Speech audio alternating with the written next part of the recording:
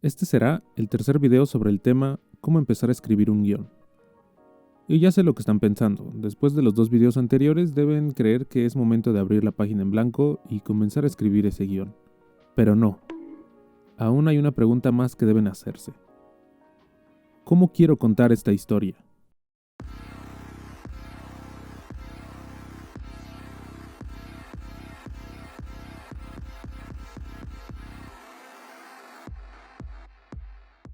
Al final del video habrá un bonus para los que ya hayan visto Fleabag.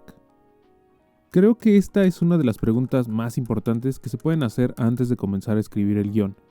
Y es una pregunta que muy pocas veces como escritores nos hacemos. Y eso también tiene que ver con que muy pocas veces nos preguntamos cuáles son los elementos necesarios de una narración.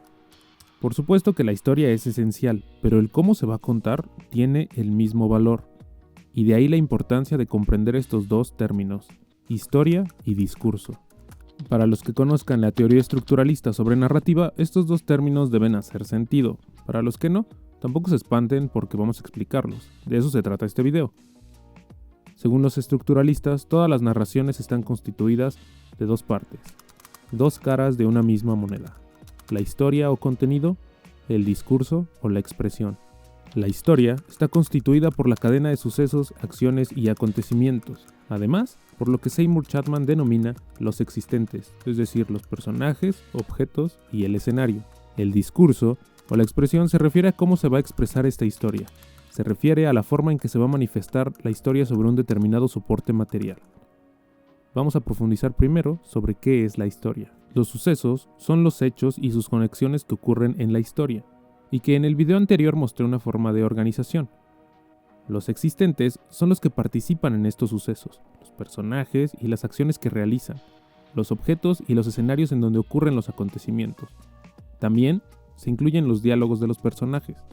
Todas estas son unidades con significado y son representaciones que pueden ser plasmadas en una historia de acuerdo a los códigos de una cultura o sociedad determinada. Por ejemplo, podemos tener personajes que sean héroes o villanos, tener escenarios que signifiquen peligro o seguridad. Y la historia puede representar a través de sus acciones, emociones como tristeza, felicidad, humor, amor, entre otros. En una historia bien contada, hasta un objeto puede tener una carga muy importante de significado. Pero ahora, debemos hablar de la otra cara de la moneda. El discurso. El discurso, también como lo llama Gerard Genette, el relato, es la estructura de la transmisión narrativa. Diversos medios de comunicación pueden tener una capacidad para transmitir historias de manera distinta. Esto es algo también de lo que he hablado mucho en mis videos sobre adaptación. Pero en general, para Genette el relato, o el acto de narrar en sí mismo, tiene tres aspectos fundamentales: tiempo u orden, modo y voz. La voz del relato significa que en las historias hay sujetos que sufren o realizan la acción, pero además de eso, se refiere a la instancia narrativa. ¿Desde dónde se está contando esta historia? ¿Quién es el narrador de esta historia? Hay muchas veces que el narrador no está de forma manifiesta, pero hay ocasiones en las que sí aparece de una forma evidente. En el cine esto se puede mostrar de distintas maneras. Por ejemplo, un personaje puede hablar directamente a la cámara y al hacerlo hacer referencia a hechos presentes o pasados o incluso futuros. Un ejemplo de esto podría ser Fleabag. La protagonista de esta serie constantemente hace comentarios sobre lo que sucede, pero hablando directamente a la cámara, es decir, se dirige a nosotros como espectadores. También sucede mucho este tipo de fragmentación de la historia en las series como Modern Family o The Office, que tienen un formato de falso documental. También hay otro tipo de narrador, el que narra la historia a un personaje dentro de la misma historia. Por ejemplo, en La Llegada, la protagonista Louise está narrando los hechos de la historia que se desarrollan en un tiempo futuro a su hija. El tiempo u orden del relato se refiere a que toda historia tiene un tiempo el cual puede ser transformado en la forma en que se cuenta esta historia. El tiempo de lo que se cuenta y el tiempo del relato. Podrían, por ejemplo, alterarse el orden de los acontecimientos.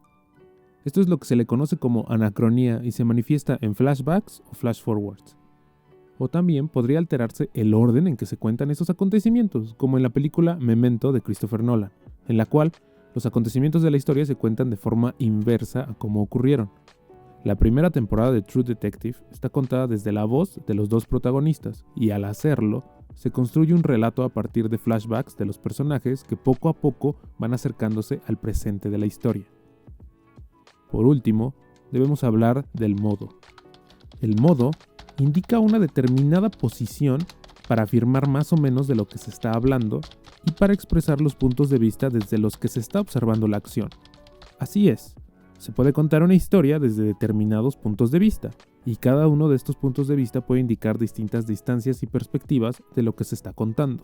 Un ejemplo de esto lo encontramos en los programas como Criminal Minds o CSI. Estos programas muestran dos modos de la historia. Por un lado, tenemos la perspectiva de los investigadores y por otra, la de los criminales. Esto hace que muchas veces el espectador adquiera información o conocimiento que los personajes de la serie apenas van a descubrir. Creo que es muy importante tener definido el cómo se va a contar una historia antes de empezar a escribir el guión. Porque todos estos elementos que vimos anteriormente deben ser, sí o sí, integrados en el guión. Porque si vas a tener un personaje que rompa la cuarta pared, debes indicarlo dentro de la estructura del guión, o si vas a contar la historia a través de flashbacks o flash forwards, también debes integrarlo en las indicaciones que vayan apareciendo.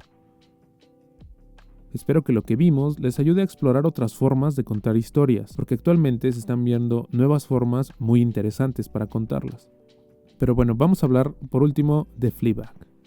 Porque lo más interesante es cuando la forma de contar la historia tiene un significado referente a la historia. Hace rato utilicé el ejemplo de Fleabag sobre cómo la protagonista se convierte en la voz del relato al hablar directamente a la cámara de forma constante. Bueno, esto es algo que no es solamente un recurso creativo, sino que tiene una función. Al final de la primera temporada nos damos cuenta que esta acción es una especie de mecanismo para lidiar con la culpa de la muerte de su mejor amiga. O al menos esa es mi interpretación. Pero esta muestra una relación entre la historia y el discurso. Espero entonces que esto les pueda servir para buscar y explorar otras formas de contar historias. Y si les gustó el video, consideren suscribirse. Y muchas gracias por verlo.